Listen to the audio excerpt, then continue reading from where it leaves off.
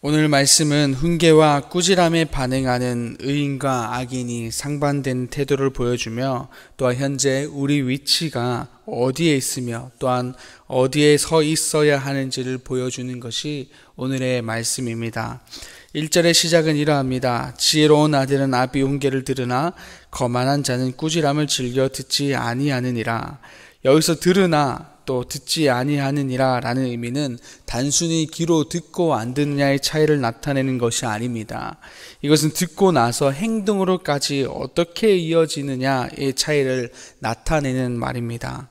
지혜로운 아들은 아비의 훈계를 듣고 또한 순종으로 그 삶을 살아내는 자를 말하는 것이고, 거만한 자는 꾸지람을 들었으니 행하지 않고 자신이 원하는 행동으로 그 삶을 살아가는 자를 말하는 것입니다. 근데 여기서 거만한 자의 삶은 또한 단순히 자신의 삶을 살아가는 것만으로 그치는 삶이 아니라, 거만하다, 또 이 뜻에는 업신여기다, 조롱하다라는 뜻을 가지고 있습니다. 다시 말해서 하나님의 말씀을 통한 훈계, 꾸지람을 업신여기며 조롱하는 자이며 하나님을 배척하는 삶을 사는 자가 거만한 자의 삶이다 라는 것을 말해주는 것입니다. 그렇기 때문에 거만한 자의 삶은 하나님을 멀리함을 통해서 죽음으로 나아가는 삶과 같다라는 것을 오늘 말씀을 통해서 우리에게 보여주고 있는 것입니다. 이 시간 우리들도 하나님 말씀에 어떻게 반응하며 살아가고 있는지를 돌아보는 시간이 되기를 바랍니다. 하나님의 말씀을 통한 훈계와 꾸지람에 대해서 우리는 순종함으로 받아들여 내 의지로 이끌어가는 내 삶을, 그 방향을 멈추고 혹은 포기함을 통해서 그 말씀에 따라 반응하고 있는지, 아니면 들었지만 무시한 채 살아가는 거나 들었지만 못 들은 척하며 여전히 나의 길을 걸어가고 있는 모습이 있는지를 이 시간 돌아보는 시간이 되기를 바랍니다. 거만한 자의 삶은 오늘 말씀을 통해서 보여주듯 죽음으로 가는 길이라는 것을 보여주고 있습니다.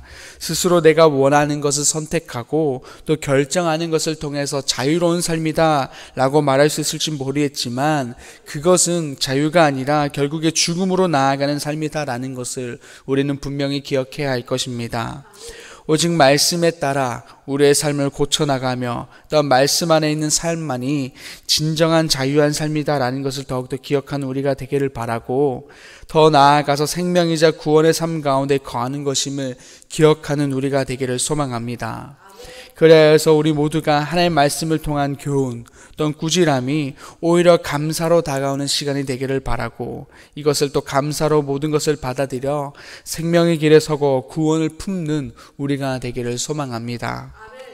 이어서 2절의 말씀을 보게 되면은 하나님의 훈계와 꾸지람에 대한 지혜로운 아들과 거만한 자가 그 반응에 대해서 삶이 어떻게 나타나고 있는지를 보여주고 있습니다.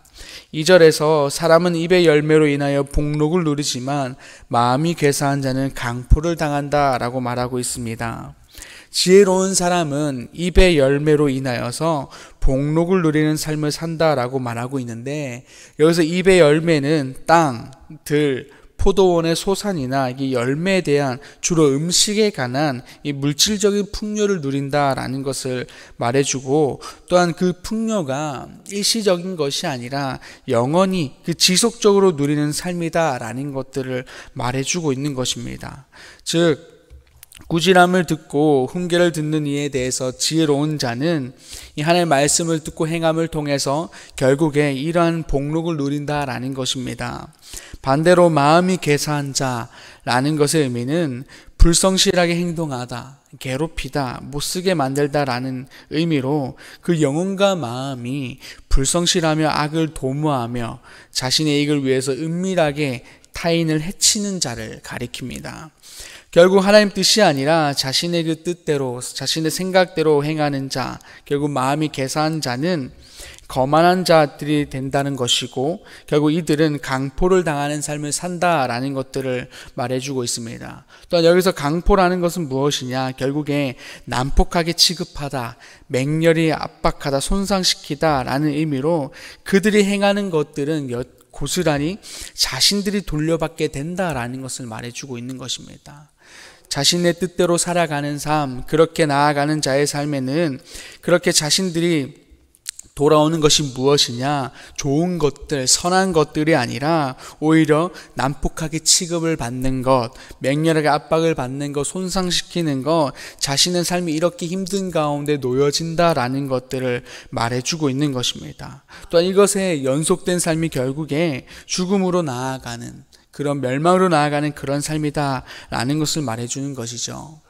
이처럼 복록을 누리는 삶과 강포를 누리는 삶은 하나님 앞에서 생명의 보존과 멸망이다라는 것을, 또 그런 결과를 얻게 됩니다.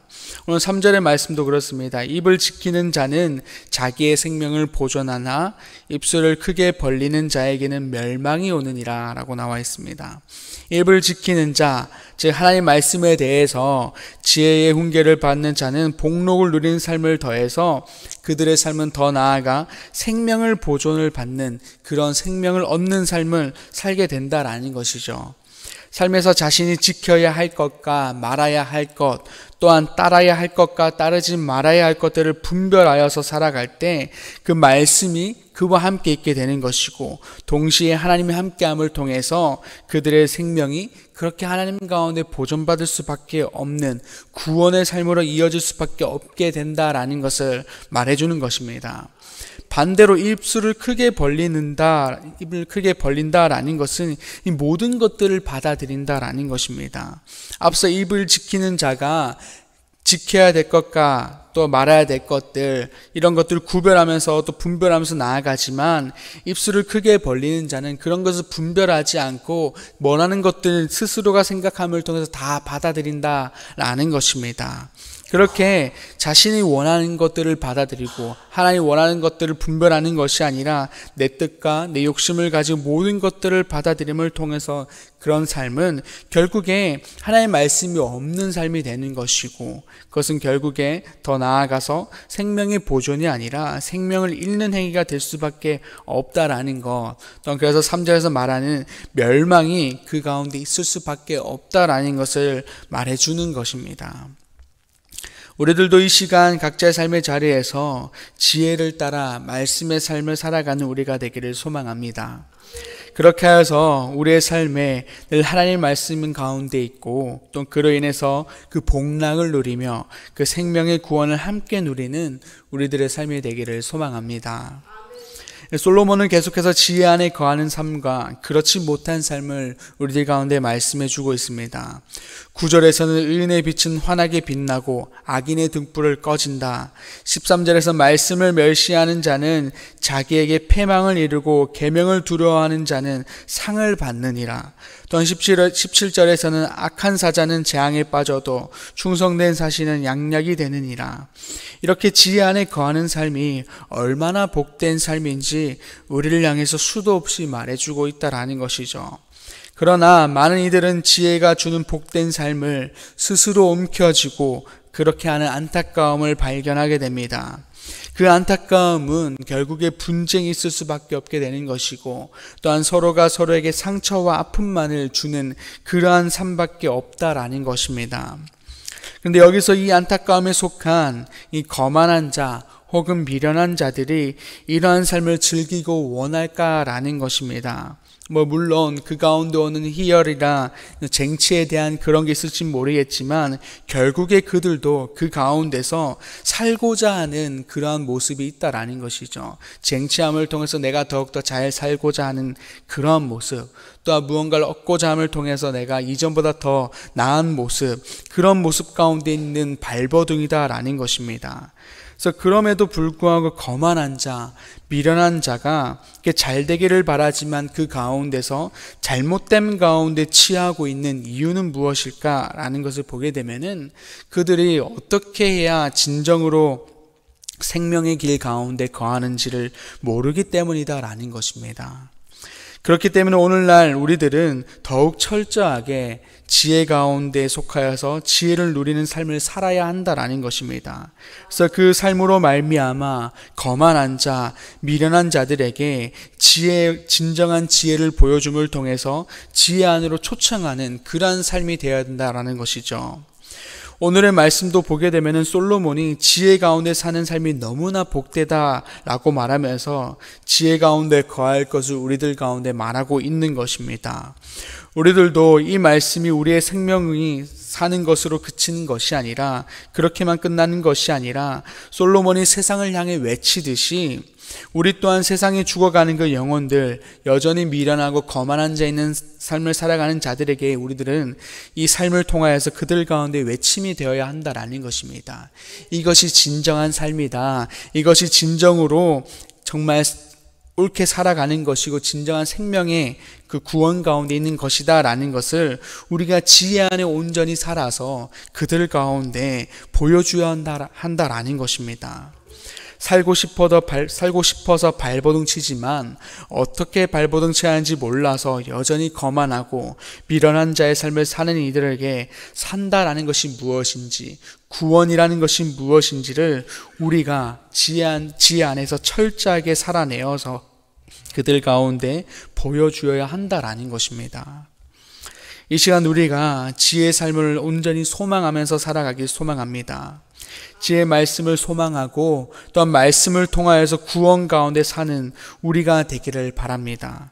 그렇게 해서 그 삶에 부어지는 은혜의 삶을 우리가 각자의 삶의 자리에서 누리기를 바랍니다. 더 나아가서 그 삶이 이 땅의 모든 그리스도인들의 본이 되며 뿐만 아니라 세상에는 구원으로 나아가는 길잡이가 되고 또한 영혼을 깨우고 하나님 안으로 초청하는 이런 초청장장 같은 그러한 삶을 살아가는 우리들 되기를 간절히 소망합니다. 기도하겠습니다. 아버지 하나님 감사합니다. 오늘 말씀을 통하여서 우리가 어느 자리에 서 있어야 하는지를 말씀하고 있습니다. 하나님, 우리가 정말 지혜로운 자의 자리에 서 있게 하여 주시옵소서. 말씀을 품고 말씀 가운데 살아가는 우리가 되게 하여 주시옵소서. 또한 말씀을 통하여서 구원을 얻어 살아가는 우리가 되게 하여 주시옵소서. 뿐만 아니라 하나님, 여전히 거만하고 지혜롭지 못한 자에 서 있는 자들이 있습니다. 아버지, 그들 가운데 우리들 삶을 통하여서 그들 가운데 올바른 길을 제시하며 생명의 길을, 구원의 길을 보여주는 우리들의 삶이 될 수 있도록 주님께서 함께하여 주시옵소서. 그렇게 해서 모두가 하나님 안에서 구원의 기쁨과 그 감격으로 살아갈 수 있는 그런 귀한 은혜와 역사들이 일어날 수 있도록 아버지 함께하여 주시옵소서. 감사합니다. 예수님의 이름으로 기도드립니다. 아멘. 하늘에 계신 우리 아버지, 아버지의 이름을 거룩하게 하시며 아버지의 나라가 오게 하시며 아버지의 뜻이 하늘에서와 같이 땅에서도 이루어지게 하소서.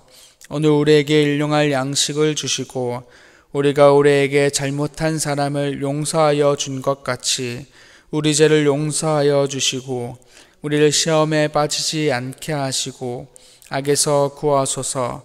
나라와 권능과 영광이 영원히 아버지의 것입니다. 아멘.